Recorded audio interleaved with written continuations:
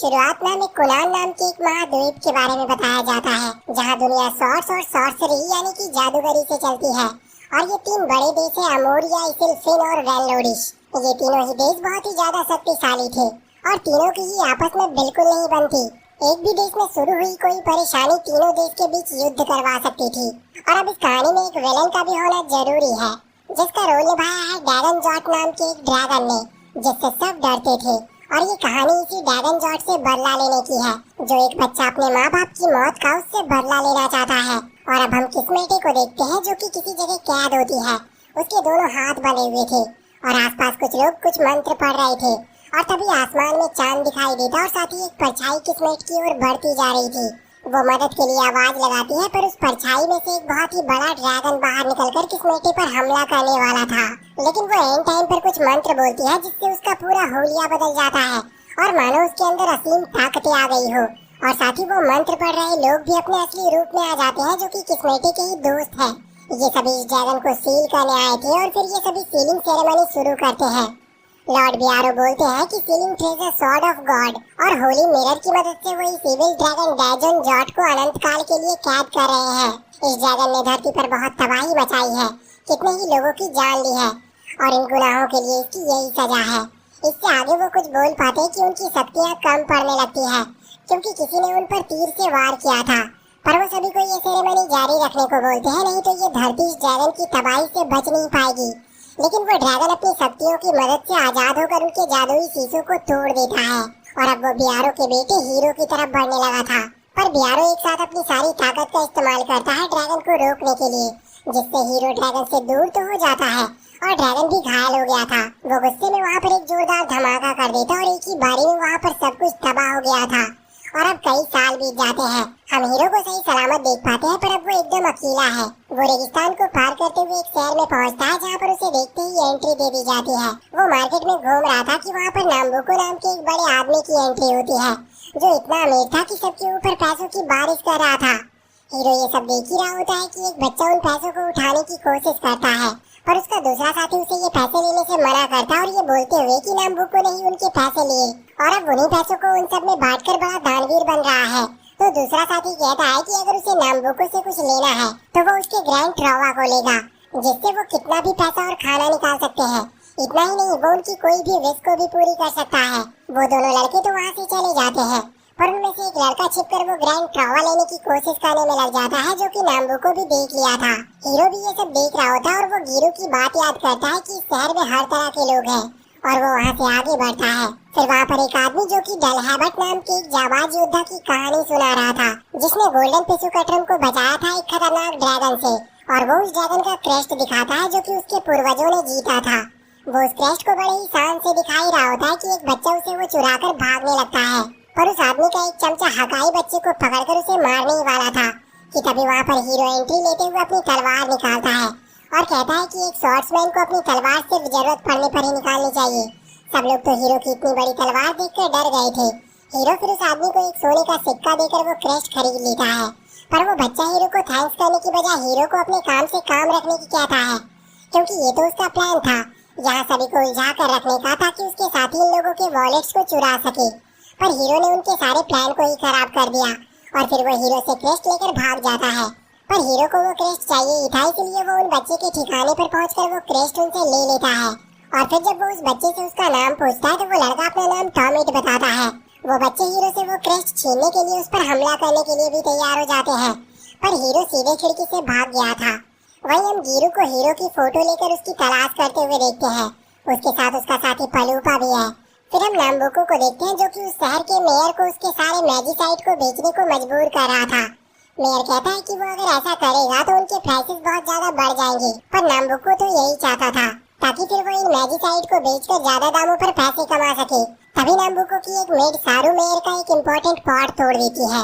ये देखकर मेयर चिल्ला पड़ता है, इस पर नाम्बुको के सैनिक उस पर तलवार तान देते हैं। नाम्बुको उन्हें रोकता है, फिर वो मेयर को अपना ग्रैंड ट्रॉवा दिखाते हुए लालच देता है कि अगर वो उसकी बात मानेगा तो वो उसके फायदे के लिए इसका इस्तेमाल करेंगे। मेयर इसके लिए राजी हो गया था, पर वो कहता है कि वो इसका इस्तेमाल डायरेक्टली नहीं कर सकता, वरना उसकी बदनामी हो सकती है। इसी बीच एक छोटा सा क्रिएचर ग्रैंड ट्रोवा को चुरा लेता है। सारू तुरंत ही अपने मैजिक की मदद से उस क्रिएचर को नीचे खींच लेती है और उसके साथ वही बच्चा पेश हेड था। इसी बीच हम एक लड़की को देखते हैं जो कुछ जादुई सी जगह में गिर जा रही थी और जैसे ही वो पानी को छूती है सारा पानी बर्फ में बदल जाता है और सीन फिर से हीरो पर शिफ्ट होता है जो बच्चों से बचकर भाग रहा था। इस पकड़म पकड़ाई में एक बच्चा नीचे गिरने वाला था पर हीरो तुरंत ही उसे बचा भी लेता है और तभी उन्हें मालूम पड़ता है कि उनका एक साथी पेशेंट मेयर के किले में पकड़ा गया और शाम तक उसे सजा दी जाने वाली है। और अब ये पूरी मंडली अपने दोस्त को बचाने के लिए भागती है जहाँ पेशेंट को मारा जा रहा था। हीरो ने ये सब रोकने को कहता है पर सारू अपने सैनिकों को उसे मारने का ऑर्डर देती है, लेकिन हीरो चुटकियों में अपनी बड़ी सी तलवार से उन सबको ठिकाने लगा देता है। ये देखकर सारू अपने मैजिक का इस्तेमाल करती है जिससे वो एक बड़ा सा धमाका करती है पर हीरो आराम से उसका सामना करके निकल जाता है और फिर यहाँ उसकी तलवार रिवील होती है जो कि काफी छोटी थी, बस उसकी म्यान ही बड़ी होती है। सभी ये सब देखकर कंफ्यूज हो ही रहे थे कि तभी उसे यंग मास्टर बुलाते हुए वहाँ पर प्रोटेक्ट करने के लिए गिरू पहुँच जाता है। हीरो उसे खुद को यंग मास्टर बुलाने से मना करता है। पालूपा कहता है कि ये गिरू की ही गलती है जो उसने हीरो से कहा कि वो 10 साल में आराम से मास्टर स्वॉर्ड्समैन बन जाएगा, यानी एक माहिर योद्धा। और हीरो भी अब इस लेवल पर डैजन जॉर्ड को हराने के सपने देखने लगा है जो अभी तक उसके बस की नहीं है। सारू ने ठोकते हुए कहती है कि वो अब सबको मार डालेगी और वो ग्रैंड ट्रोवा निकालती है जिसे देख हीरो पहचान जाता है कि ये तो उसके पिता की सीलिंग ट्रेजर है। ये देखकर नाम्बुको समझ गया था कि हीरो कहीं और से बिलोंग करता है। इस पर सारू कहती है कि ये नाम्बुको का ग्रैंड ट्रोवा है और इसकी मदद से वो कोई भी विश पूरी कर सकती है, यहाँ तक कि उसे मारने की भी। गिरू और हीरो दोनों फाइट के लिए अपनी तलवार उठा लेते हैं और सारू ग्रैंड ट्रोवा को एक्टिवेट करके अटैक करती है पर हीरो के सामने एक अदृश्य सी दीवार खड़ी हो जाती है जिससे वो अटैक रिफ्लेक्ट कर जाता है और एक बड़े से पहाड़ पर धमाका करता है और अचानक से ड्रैगन डैजन जॉर्ड उनके सामने प्रकट हो गया था। हीरो उसे देखते ही पहचान जाता है कि यही उसके माता पिता की मौत की वजह था। हम यहाँ पर हीरो के गर्दन के निशान को चमकता हुआ देख पाते हैं और ठीक ऐसा ही निशान डैजन जॉर्ड के शरीर पर भी था। यहाँ पर सीन फिर से हीरो पर शिफ्ट होता है जो डैजन जॉर्ड के ऊपर सीधा अपने तलवार से वार कर देता है, लेकिन अभी वो इसके लिए बहुत कमजोर है और एक साथ इतनी ताकत का इस्तेमाल करने की वजह से वो खुद ही बेहोश हो गया था। और फिर डैजन जॉर्ड वहाँ मौजूद सभी लोगों पर अपना कहर बरसाने लगता है।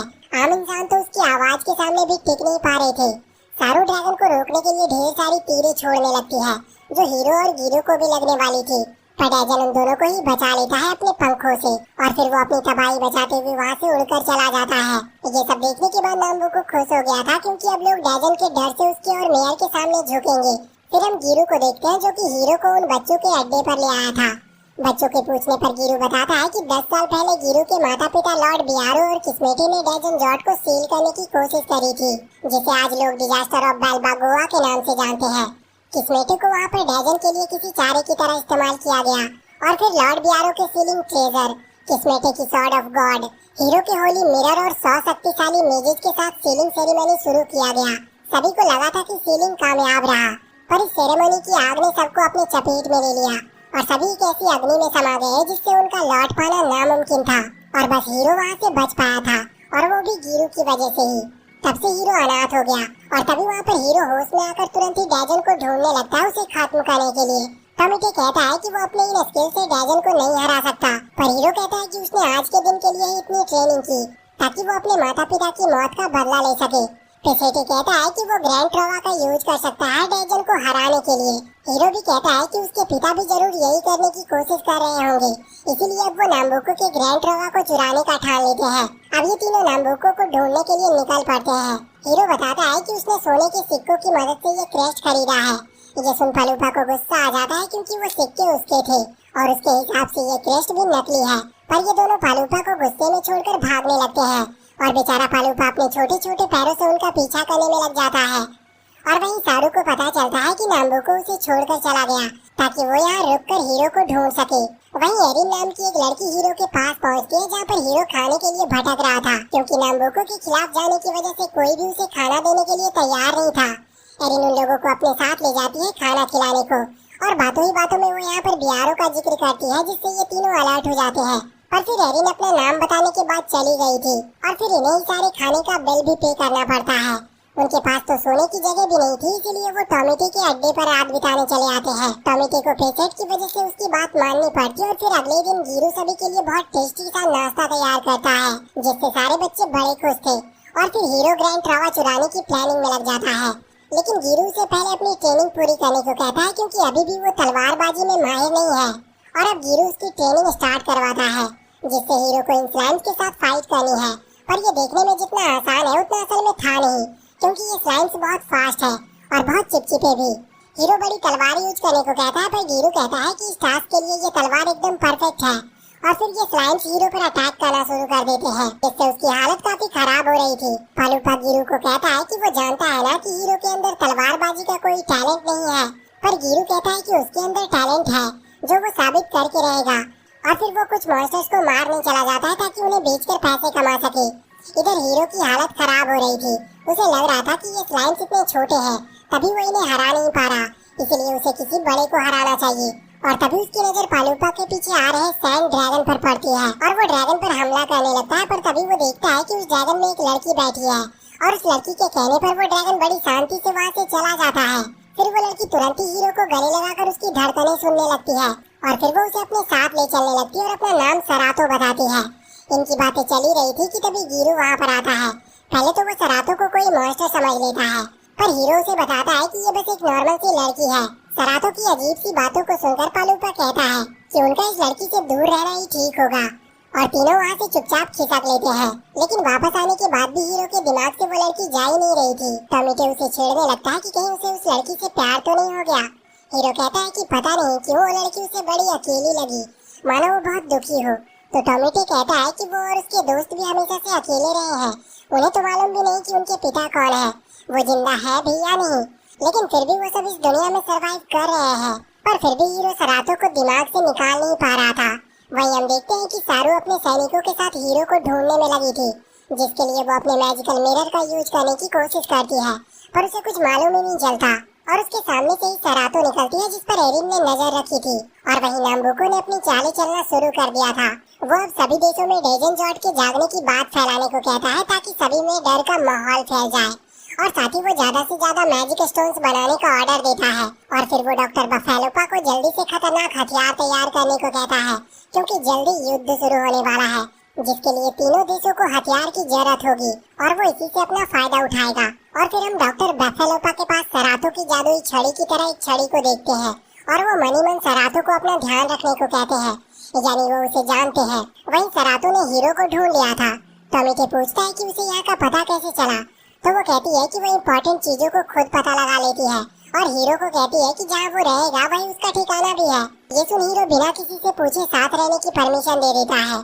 अगले दिन गिरू फिर से शिकार पर निकल गया था ताकि वो पैसे इकट्ठा कर सके और वहीं हीरो सरातो के साथ ट्रेनिंग के लिए गया होता है। और पिछले दिन की तरह आज भी हीरो बस मार ही खा रहा होता है स्लाइम से। तो सरातो पूछती है कि वो इस तरह से मार खा के जीत रहा है या हार रहा है। सरातो की बातें ऐसी होती है मानो उसका दिमाग एक छोटे बच्चे की तरह, जो कि अभी दुनिया को समझ ही रही हो। हीरो उसके सवाल से परेशान होकर कहता है कि ये बस ट्रेनिंग है जो वो डेजन जॉर्ड को हराने के लिए कर रहा है, कि तभी एक भेड़िया उनके ऊपर अटैक कर देता है। हीरो उसका सामना करने की कोशिश करता है, पर उसके एक पंजे से वो घायल हो गया था। फिर वो मॉन्स्टर सरातो की ओर बढ़ने लगता है, तो हीरो हिम्मत करके फिर से खड़ा होता है उसे बचाने के लिए। तो वो मॉन्स्टर फिर से उसके ऊपर अटैक करता है, पर वो हीरो को चोट पहुंचाने से पहले ही रुक गया था। हीरो को लगता है कि शायद वो उसकी तलवार से रुका और सरातो के पास पहुंचता है और पूछता है कि उसे कोई चोट तो नहीं लगी। पर सरातो को याद ही नहीं था कि जस्ट अभी हुआ क्या, और अचानक काफी वो थक सी गई थी। फिर वो हीरो का जख्म नोटिस करती है, तो वो उसे अपनी जादुई छड़ी से एकदम हील कर देती है। फिर वो दोनों उस मॉन्स्टर को बेचते हैं, जिससे उन्हें एक सोने का सिक्का मिलता है। जाते हुए उनकी नजर कुछ सैनिकों पर पड़ती है जो एक आदमी को जबरदस्ती मैजिक स्टोन्स माइंस में काम करने के लिए ले जा रहे थे, और उस आदमी के बच्चे रोने लगते हैं। ये देख हीरो को बिल्कुल भी अच्छा नहीं लगता और वो उन्हें रोकने की कोशिश करता है, पर वो सैनिक उसे भी मारकर अपने साथ काम कराने ले जाते हैं। सरातो उन बच्चों को शांत कराती है और तभी टॉमेटो भी उसके पास आता है और एरिन ने भी अभी उनके ऊपर नजर रखी होती है। यहाँ हीरो को गुस्सा आ रहा था कि इन लोगों ने उसकी पहली कमाई भी छीन ली। यहाँ पर वो खुद की मदद तो कर नहीं पा रहा था, लेकिन सबकी मदद करने का सोच लिया था। और वहीं सारू को भी उसके कैद होने का पता चल चुका था। और वहीं टॉमेटो और सरातो भी हीरो को बचाने के लिए जा रहे होते हैं और हीरो खुद भी क्रेस्ट की मदद से दीवार में छेद करने की कोशिश करने में लगा हुआ था, पर उसके साथ के लोगों को लग रहा था कि उसकी ये मेहनत पानी में जाने वाली है। इसके बाद हम मेयर को देखते हैं, जो नाम्बुको के ऑर्डर्स को मानते मानते अब तंग आ चुका था और अब वो बगावत करने की सोच लेता है। वो अपना एक सीक्रेट लेजर निकालता है, जिससे उसने अपने घोटालों का सारा हिसाब लिख रखा था। पर वो लेजर अपने जगह से गायब थी क्योंकि ये लेजर अब टोमेटो और सरातो के हाथ लग गई होती है और वो मेयर को ब्लैकमेल करते हैं कि वो उसे ये लेजर लौटा देंगे, पर उसकी दो शर्त उसे माननी होगी। पहली कि वो हीरो को आजाद करे और दूसरी कि वो माइंस में काम कर रहे लोगों को छोड़ दे। मेयर इसके लिए मना करता है, तभी उसके सैनिक चारों तरफ से दोनों को घेर लेते हैं। लेकिन तभी वहाँ पर एंट्री होती है गिरु और पलूपा की। मेयर उन्हें अरेस्ट करने की कहता है, लेकिन गिरु की तलवार देख सैनिकों की हिम्मत भी नहीं होती। टोमेटो तुरंत उसे वो लेजर लेने को कहता है जिससे वो हीरो को बचा सकेंगे और फिर मेयर को उनकी शर्तें माननी ही पड़ती है। आजाद होकर हीरो टोमेटो और सरातो को थैंक यू कहता है। उसे देख साफ लग रहा था कि वो सरातो के प्यार में पड़ गया है। फिर सभी साथ में खाना खाते हैं। टोमेटो को ये देखकर काफी अच्छा लगता है। उसे लग रहा था कि मानो जैसे उसे फैमिली मिल गई हो। वहीं एरिन अभी भी उन पर नजर रख रही थी। अब अगली सुबह से हीरो की ट्रेनिंग और कड़ी कर देता है और कहता है कि वो अब से उसके साथ अकेली ट्रेनिंग करेगा। ये सुनकर हीरो शर्मा कर कहता है कि सरातो खुद उसका पीछा कर रही है, पर सरातो आज भी उसके पीछे पीछे आ रही थी। तो हीरो उसे अपना सिक्का देकर कुछ खरीदने को कहता है, इसलिए सरातो मार्केट में घूम रही थी। पर तभी एरिन उसे अपने साथ हॉट स्प्रिंग में बात करने के लिए ले आती है और उसे बताती है कि यहाँ नहाने से हर तरह के जख्म ठीक हो सकते हैं। तो सरातो तुरंत पानी में उतर जाती है। वहीं एरिन सारू को भी नोटिस कर लेती है और पलूपा टोमेटो भी वहीं की ओर आ रहे थे क्योंकि उन्हें मालूम चला है कि वहाँ कोई खतरनाक मॉन्स्टर है और उसे पकड़ने वाले को 300 सोने के सिक्कों का इनाम मिलेगा। और वहीं हम देखते हैं कि इधर हीरो अपने ट्रेनिंग से एकदम परेशान हो गया था। उसे बस जल्दी से जल्दी डेजन को मारकर खत्म करना है। पर हीरो उसे डांटते हुए कहता है कि अगर इस समय उसे ग्रैंड ट्रोवा मिल भी गया तो भी वो डेजन को हरा नहीं पाएगा क्योंकि अभी वो इतना काबिल नहीं। जब 100 मैचेस मिलकर भी डेजन को हरा नहीं पाए तो हीरो को तो उसे डेजन को चैलेंज करने का भी हक नहीं होना चाहिए। गुस्से में आकर हीरो गिरु पर हमला कर देता है। वहीं एरिन सतारो से उसके बारे में कई सवाल पूछने की कोशिश कर रही थी, पर सतारो जवाब ही ऐसे देता है कि एरिन को उसके बारे में कुछ समझ में ही नहीं आ रहा था। तभी सारू उनके सामने आती है और उन्हें यहाँ पर रहने वाले मॉन्स्टर के बारे में बताती है जिस पर बाउंटी भी है। ये सुन सतारो बोल पड़ती है कि मतलब उसे मारने पर हमें सिक्के मिलेंगे, जिसे वो हीरो के साथ इकट्ठा कर रही है। पर एरिन तुरंत उसका मुंह बंद कर देती है ताकि सारू हीरो का नाम न सुन ले।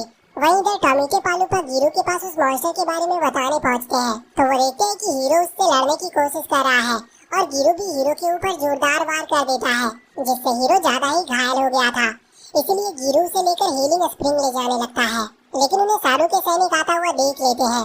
असल में सारू को अंदाजा था कि वो लोग यहाँ बाउंटी का सुनकर आ सकते हैं, इसलिए वो भी यहीं पर आई थी। अब गिरु हीरो भी वहाँ पर पहुँच चुके थे। गिरु बताता है कि उसे हीलिंग स्प्रिंग का पता था, इसलिए उसने आज हीरो की ट्रेनिंग सख्ती से करवाई और उसे बाउंटी का भी पता है, तो शायद उन्हें वो मॉन्स्टर भी यहाँ पर मिल जाए। और अब धीरे धीरे हीरो के घाव भी ठीक होने लगते हैं। सारू और एरिन को भी इनके यहाँ पर होने का पता लग गया था। एरिन सारू का ध्यान भटकाने के लिए उसे फालतू के सवाल पूछने लगती है कि उसे कैसे लड़के पसंद है। सारू तो ये सुनकर तुरंत बताती है कि वो नाम्बुको को पसंद करती है, यहाँ तक कि वो उसके साथ काम भी करती है और नाम्बुको उसे अपना दायां हाथ मानता है और यहाँ पर वो उसके काम से ही आई है हीरो नाम की एक लड़की को ढूंढने के लिए। तो सतारो बोल पड़ती है कि वो जानती है हीरो को, पर एरिन फिर से किसी तरह सारू को ये बात सुनने नहीं देती। वहीं टोमेटो हीरो के गर्दन और चेस्ट पर बने निशान के बारे में पूछता है तो गिरु बताता है कि ये उसका बर्थ मार्क है। पहले ये इससे भी बड़ा था जो उसे ट्रेजेडी ऑफ बालबागोआ से मिला था। टोमेटो रियलाइज करता है कि हीरो की जिंदगी काफी मुश्किल रही है। गिरु बताता है कि उसने ये सब हीरो की हिम्मत देखने के लिए किया था ताकि वो जान सके कि वो बदला लेने के लिए किस हद तक जा सकता है।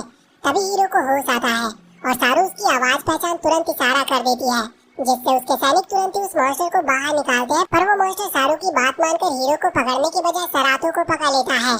गिरु तो उस मॉन्स्टर को देखकर खुश हो गया था क्योंकि अब वो इससे ढेर सारे सिक्के जीत सकता है और ये मॉन्स्टर एकदम बेकाबू हो गया था। इवन ये सारू को ही उठाकर फेंक देता है। गिरु फिर जल्दी से सरातो को आजाद कराता और दूसरे ही वार में उस मॉन्स्टर को खत्म भी कर देता है। हीरो फिर तुरंत ही सरातो को बचाता है, पर उन्हें इतनी मेहनत करने के बाद भी कोई इनाम नहीं मिलता। लेकिन फिर भी इसे मार्केट में बेचकर उन्हें ठीक ठाक सिक्के तो मिल ही जाएंगे, जिससे वो सबके लिए सिंपल वाले आर्मर तो ले ही पाएंगे। पर वहीं टोमेटो और उसके दोस्त काफी उदास थे कि अब गिरु और हीरो यहाँ से चले जाएंगे और नहीं उन्हें अच्छा खाना मिलेगा अब से। और अब अगले दिन ये सभी हीरो और गिरु को बाय करने को पहुंचते हैं। तभी टोमेटो कहता है कि वो भी हीरो के साथ जाना चाहता है। उसके दोस्त काफी दुखी होते हैं, पर वो जानता है कि उनसे ज्यादा हीरो को उसकी जरूरत है और आखिर उसे भी ग्रैंड ट्रोवा चाहिए ताकि वो इस दुनिया को बदल सके। और फिर ये पांचों एक साथ सफर के लिए निकल लेते हैं। एरिन उन्हें बताती है कि वो मॉन्स्टर सारू ने हीरो को पकड़ने के लिए भेजा था। वो बताती है कि वो भी उनके साथ चल रही है। गिरु मना करता है क्योंकि उसे एरिन पर विश्वास नहीं है, लेकिन फिर एरिन उन्हें नक्शा दिखाती है जिससे वो नाम्बुको तक पहुंच सकेंगे। ये देखकर हीरो तुरंत ही उससे हाँ कर देता है। वो बताती है कि नाम्बुको जिस शहर में रहता है उसका नाम लैंडवेयर विशेष डाई है। हीरो तो अब बहुत ही ज्यादा एक्साइटेड हो गया था नाम्बुको को पकड़ने के लिए। इस बात से अनजान कि उनके ऊपर उड़ रही चील से नाम्बुको उन पर नजर रख रहा है, पर ये सभी बड़े मजे से अपने रास्ते पर आगे बढ़ रहे थे। तभी वो चील उन पर हमला करने को आता है। हीरो बड़ी ही तेजी से उसका सामना करने को जाता है, लेकिन फिर से उसे चोट लग जाती है और फिर गिरू उस चील को भगाता है। इसके बाद गिरू उन्हें इसी जंगल में कैंप लगाने को कहता है। अब रात को सब खाना एंजॉय कर रहे थे। पालूपा को जंगल की काफी समझ थी, जिससे टॉमिटे उससे काफी इम्प्रेस होता है। तभी गिरू बताता है कि सरातो अभी तक पानी लेकर लौटी नहीं, इसलिए हीरो उसे ढूंढने जाता है, जहाँ उसे एरिन मिलती है। वो उससे साथ आने की वजह पूछता है, पर वो बस इतना ही बोलती है कि वो उसकी हेल्प करने के लिए आई है, इसलिए फिर वो आगे बढ़ जाता है। फिर हम देखते हैं कि नाम्बुको दूसरे देशों को हथियार बेचने में लगा है। फिर वहाँ पर सारू आती है, जिसे वो खूब डांट लगाता है और फिर उसे वो चील का कंट्रोल देकर हीरो पर नजर रखने को कहता है। अगले दिन ये लोग फिर अपना सफर जारी रखते हैं। हीरो तो इन्हें लीड करते करते इनका बॉस बन गया था और यहाँ इन्हें काफी परेशानी हो रही थी, क्योंकि मैजिक स्टोन्स के प्राइसेस बढ़ते ही जा रहे हैं। और तभी अचानक से सारू उनके सामने आकर उन पर अपने मॉन्स्टर से हमला कर देती है और हमेशा की तरह हीरो एक्साइटमेंट में अकेले फाइट करने के लिए बढ़ जाता है और पिटता रहता है। इस बार तो उसकी तलवार भी टूट गई थी। और यहाँ पर पालूपा एक मैजिकल बॉक्स निकालता है, जिसमें वो सरातो और टॉमेटो को डालकर खुद भी जाकर छिप गया था। और यहाँ पर सारू हीरो को कैद करने वाली थी। गिरू उसे रोकने के लिए आगे बढ़ता है, पर सारू उस पर अपने मैजिक से अटैक करके उसे बांध देती है। साथ ही उसका यह अटैक इतना पावरफुल था कि जमीन में दरार पड़ गई थी और फिर वो गिरू को मारने वाली थी, जो हीरो को बर्दाश्त नहीं हो सकता था। और अब वो अपनी पावर को अवेकन करता है। उसके अंदर से नीली रोशनी निकलने लगती है, मानो वो खुद किसी मॉन्स्टर में तब्दील होने लगता है और फिर तुरंत ही वो सारे सैनिकों को हरा देता है। सारू भी उससे डरकर भाग जाता है, जिसके बाद हीरो नॉर्मल होकर बेहोश हो गया था। और थोड़ी देर बाद जब उसे होश आता है तो वो अपने सामने नाम्बुको को जाते हुए देखता है, पर वो उसे कुछ कर नहीं पाता, क्योंकि उसमें अभी ताकत ही नहीं बची थी और न ही उसे विश्वास हो रहा था कि वो कैसे एक मॉन्स्टर में तब्दील हो गया था। फिर वो बाकी सबको ढूंढने में लग जाता है। वहीं सरातो, टॉमेटो और पालूपा भी बाहर निकलकर हीरो और गिरू को ढूंढने लगते हैं। उन्हें गिरू तो मिल जाता है, पर वो भी घायल था, लेकिन सरातो के छूते ही उसे होश आता है और वो नीचे देख हैरान था कि इन सैनिकों को किसने मारा होगा, जो फिर से डॉक्टर बेफेलोपा के एक नए इन्वेंशन को एक देश को बेचने आया था। और ये इन्वेंशन एक मॉन्स्टर और इंसान को मिलकर एक नया मॉन्स्टर बनाता है।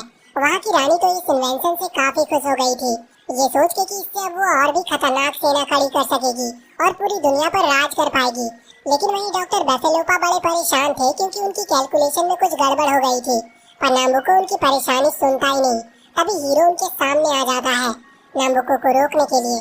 उसके इस खोज की वजह से कितने मासूम इंसान बलि चढ़ जाएंगे, पर नाम्बुको के लिए इंसान की जान की कोई कीमत नहीं थी। उसके हिसाब से ये सभी उससे छोटे हैं और वो उनके साथ कुछ भी कर सकता है।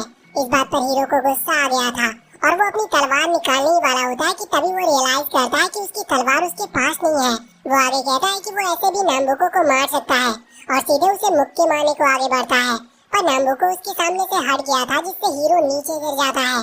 और फिर नाम्बुको उसे कहता है कि वो उसे ही ढूंढ रहा था और पूछता है कि उसका रेजन जॉर्ज के रिवाइवल से क्या संबंध है। हीरो कहता है कि उसे बस वो ग्रैंड ट्रॉवा चाहिए, लेकिन नाम्बुको उसे कैद कर लेता है और आज के अपने एक सेलिब्रेशन में बुलाता है। और वहीं इधर ये सभी हीरो को लेकर काफी परेशान थे। वो समझ ही नहीं पा रहे थे कि आखिर हीरो ने इतने लोगों को कैसे हराया। एरिन गिरू से पूछती है कि हीरो क्या मैजिक का यूज कर सकता है, तो पालूपा कहता है कि उसे मैजिक नहीं आता था।